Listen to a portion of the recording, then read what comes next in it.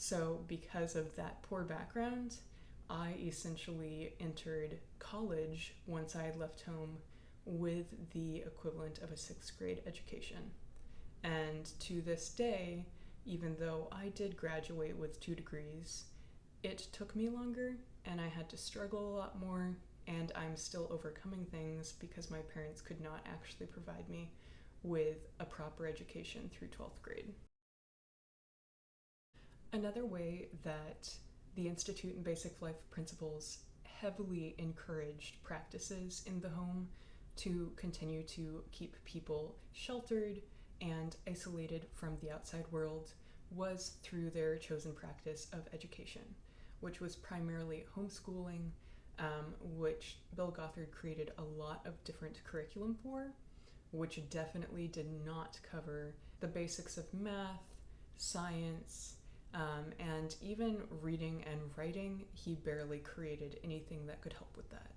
It was very much focused on religion and the philosophy of what he wanted people to believe and what he was speaking as the truth of God, as a supposed committed follower, when now we can see that he was not that. But what he was really encouraging, and the route that my parents took, which is considered fairly extreme, was actually known as unschooling. And there are certainly trends of that still happening today, which I think if it happens in the right environment, it can be perfectly fine, it can work out well. But in my case, it was a matter of choosing to unschool your children at home, because not only then can you oversee everything that they are consuming and being exposed to, but you also have complete control over how much they're able to learn. And in my family, from my experience in particular, I think there were multiple things that contributed to this, but being the youngest by that point, my mom was certainly very exhausted and not interested in committing more time to helping us learn and teaching us. But she also lacked a solid education herself, only attending some college courses at one point, and just did not really have those teaching skills, which requires a full degree of its own, typically. And so the fact that she couldn't teach properly,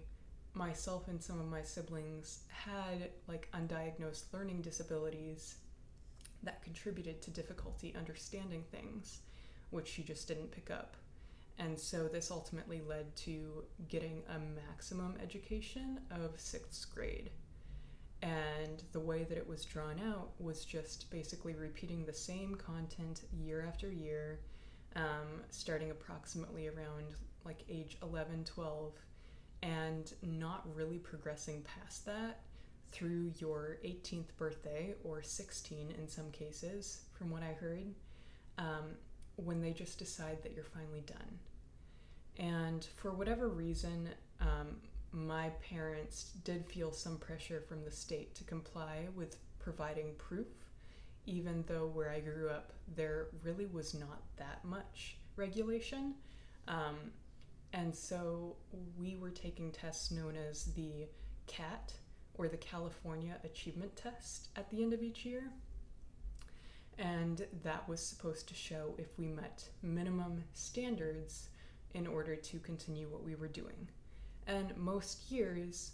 because we were reading so much and exposed to so many different books as one of the primary things we did in our free time, we would excel far beyond what their minimum was for the reading and writing portion, and almost be categorized at college level. And my parents would highlight that and brag about that to other people, about, see what a great job we're doing. But it definitely was a completely different story in all of the other areas, like science and math, because my parents didn't know how to teach that. It was more difficult, and they just completely overlooked those skills. So because of that poor background, I essentially entered college once I had left home with the equivalent of a sixth grade education. And to this day, even though I did graduate with 2 degrees, it took me longer and I had to struggle a lot more, and I'm still overcoming things because my parents could not actually provide me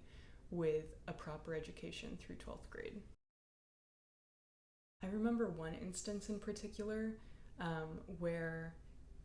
I was so afraid of my parents finding out that I was actually attempting to learn more than what they had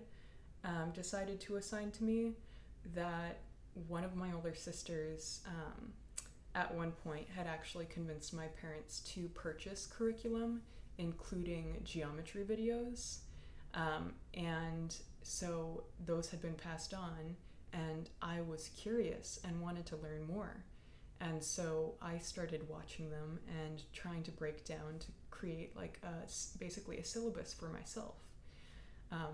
And I remember this was back in the early 2000s, and so I had a VCR, which you hardly ever hear of now. And for anybody familiar with those, the tapes can get stuck and jammed if you're not cleaning the machine properly. And so that happened to me once with one of these videos, and I had not learned yet how to take care of it myself. So I initially went and tried to get one of my brothers to help me. And one of the first things that he thought and said to me was, "Oh no, you're learning about this? I'm gonna tell our parents." And I felt so threatened by that because, being a male in the cult, he definitely was given power over me socially simply because of that, and would get away with so much stuff and would tell on me intentionally very frequently. And so it's really crazy to think back now with my experience that I've had being away from home for a decade, that I was scared and fearful of the fact that my parents would find out that I was actually giving myself a better education, or trying to do so, because I understood the ramifications if I were to continue learning and they found out, because they recognized there was power and freedom in higher education. And of course, the cult was not going to withstand that. One example of the way that my father in particular was trying to essentially rope me back in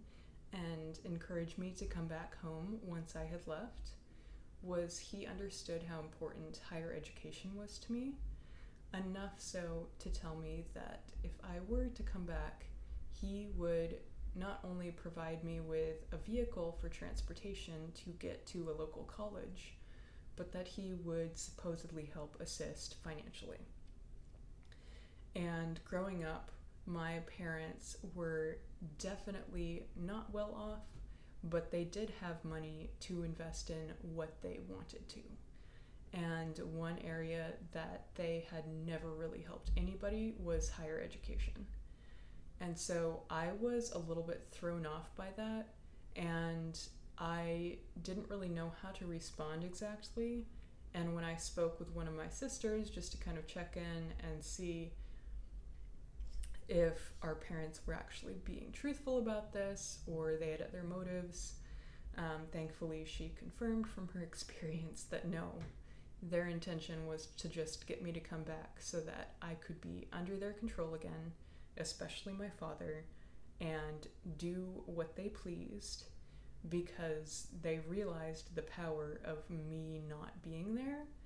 and they were doing all they could to not tell me about that and to not admit to it, and to make me feel inferior, as though I would not have capacity to do those things without them. And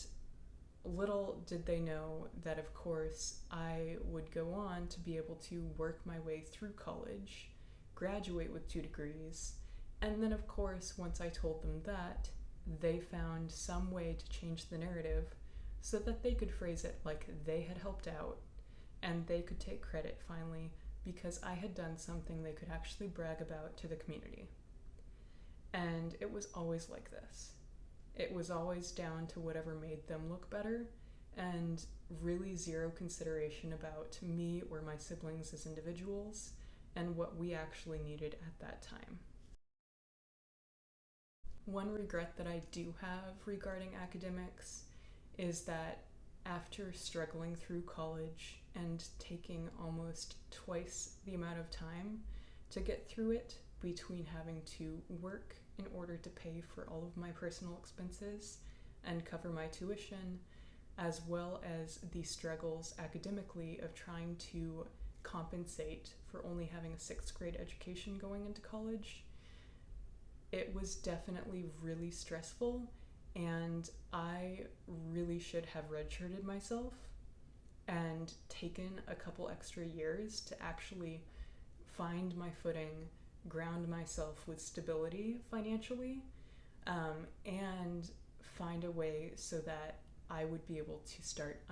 unpacking some of the trauma and start to just process what had actually happened to me. Because when you're first out,